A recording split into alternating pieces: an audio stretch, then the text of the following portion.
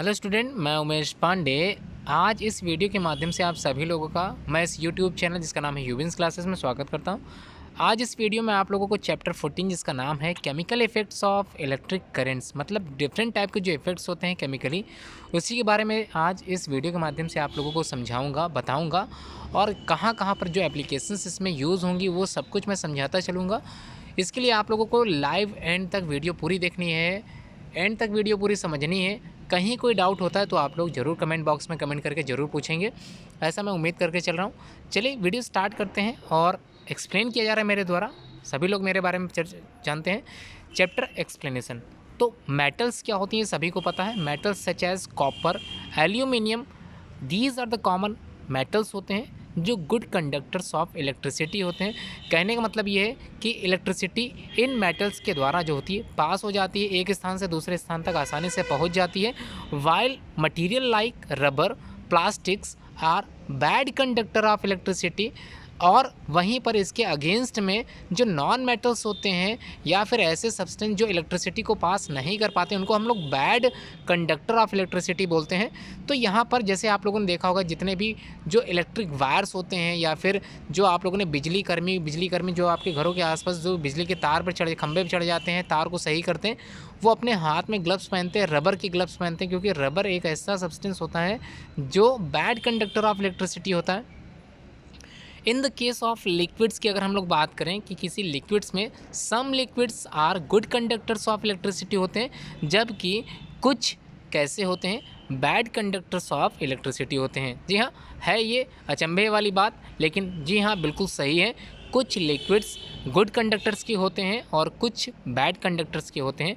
चलिए इसी के बारे में आज के इस वीडियो में आप लोगों को बहुत कुछ सीखने के लिए मिलने वाला है। एंड तक वीडियो जरूर देखते चलें और चैनल अगर आप लोगों ने सब्सक्राइब नहीं किया, चैनल को सब्सक्राइब जरूर कर लें।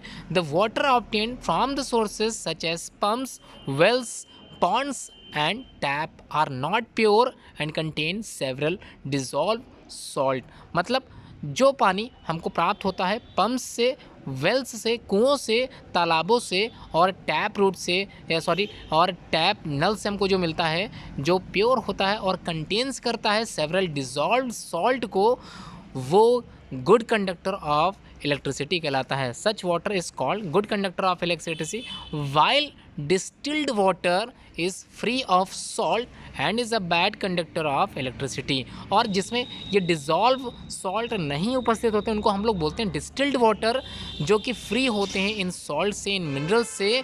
इसी वजह से इसमें इलेक्ट्रिसिटी पास नहीं हो पाती, जिस कारण हम इनको बैड कंडक्टर ऑफ इलेक्ट्रिसिटी कहते हैं।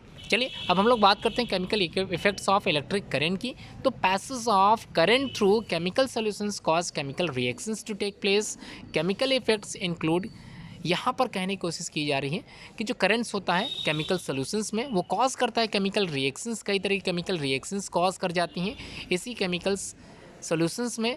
वही आप लोगों को पढ़ना है। सबसे पहला formations of gas bubbles at electrodes. तो गैस बबल्स जनरेट होते हैं। Depositions of metals at electrodes, तो इलेक्ट्रोड्स पर डिपोजिशंस ऑफ मेटल्स इकट्ठा होने लगते हैं। चेंजेस इन सॉल्यूशन कलर, जी हाँ, जो सॉल्यूशंस कलर होता है, जो सॉल्वेंट कलर होता है, जो आप लोगों ने घोल लिया था, लिक्विड सॉल्यूशन लिया था, उसका जो कलर होता है वो चेंज होने लगता है। ये भी एक तरह की प्रोसेस है, केमिकल प्रोसेस है, जिसकी वजह से ये चेंजेस देखने के लिए मिले हमको। इलेक्ट्रोलिसिस क्या होता है, क्वेश्चन से ये पूछा जा सकता है, what do you mean by electrolysis, होता क्या है। तो electrolysis is the process by which ionic substances are decomposed into simpler substance when an electric current is pass through them. जी हाँ, इलेक्ट्रोलिसिस एक प्रोसेस होती है जिसमें आयनिक सब्सटेंस, आयनिक का मतलब पॉजिटिव आयन या नेगेटिव आयन्स, ये कंपोज्ड होते हैं इनटू सिमिलर सब्सटेंसेस में when an electric current is pass through them, और कोई इलेक्ट्रिक करंट इससे पास हो सकती है। तो आगे बढ़ते हैं। Current is conductors.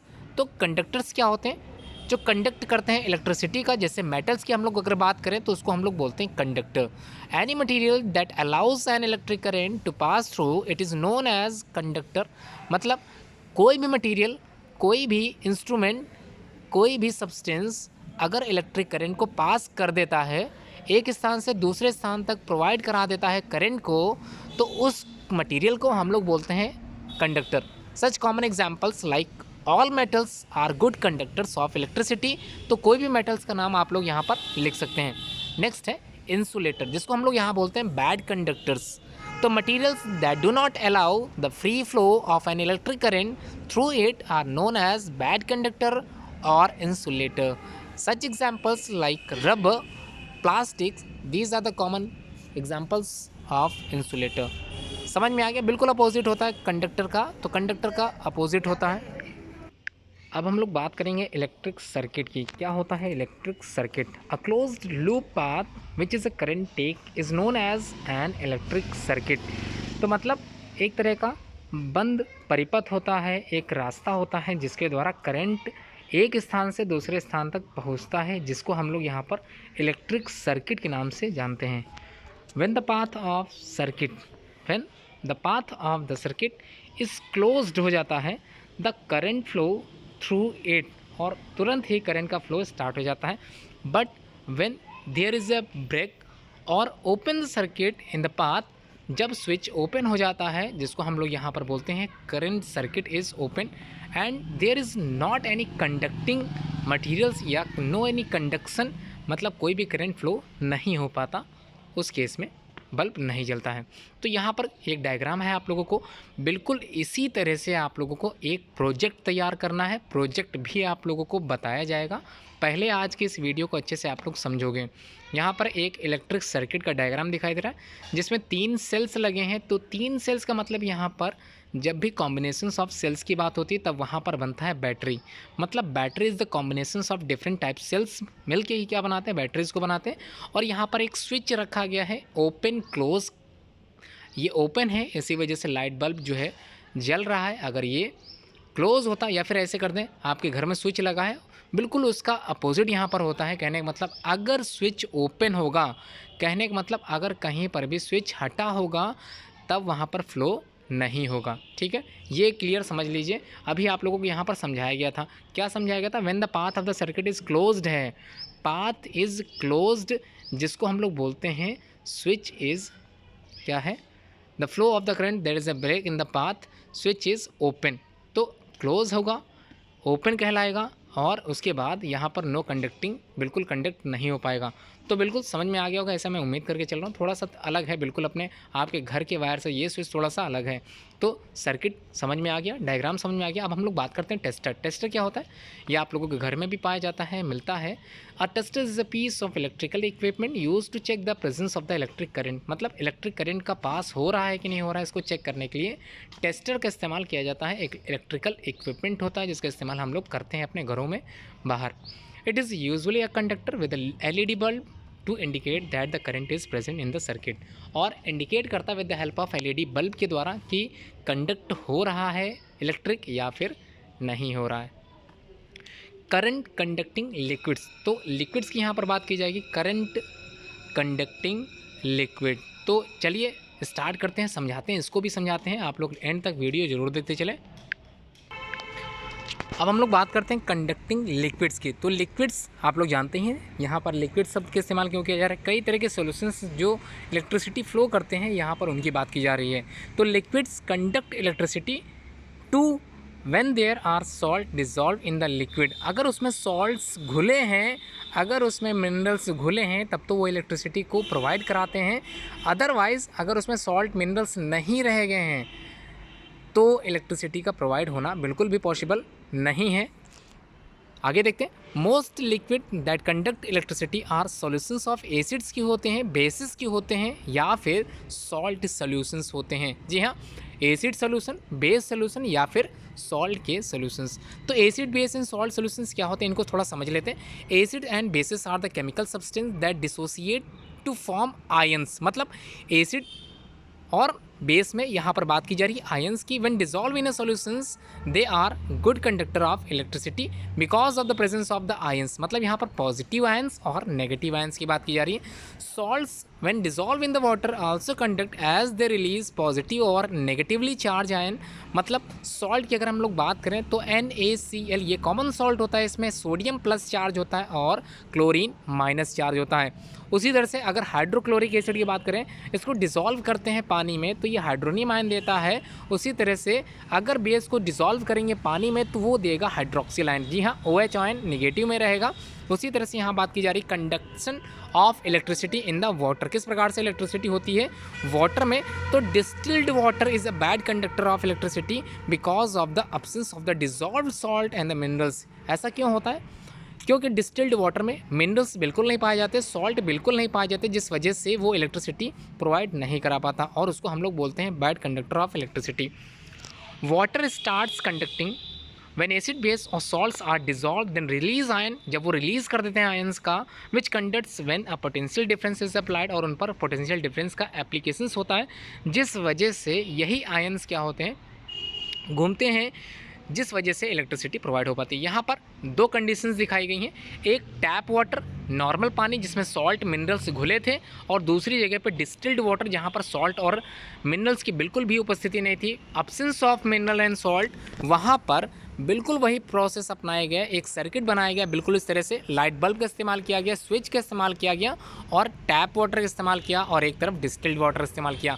तो डिस्टिल्ड वाटर में इलेक्ट्रिसिटी बिल्कुल नहीं प्रोवाइड हो पाई, जबकि टैप वाटर ने इलेक्ट्रिसिटी को प्रोवाइड करा दिया और लाइट बल्ब जल गया। इलेक्ट्रोड्स एंड इलेक्ट्रोलाइट्स क्या होते हैं, इनको देख लेते हैं। A conductor when immersed in a solutions with its end connected to the terminals of a battery thereby completing a circuit is called an electrode.